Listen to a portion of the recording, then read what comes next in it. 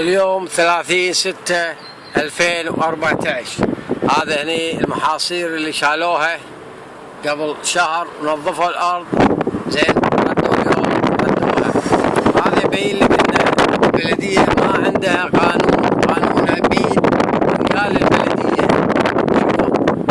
ردوا مرة ثانية، كسروا وعدلوا. شوفوا ردوا نفس قال تجار المخدرات والخمور هي قامته اللي منحاش من كفيله كله من يشوفها.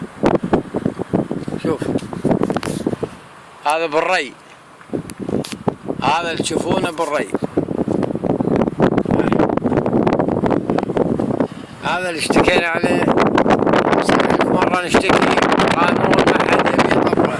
هذا المحولات الكهرباء شوف صارت شواخير. شوفوا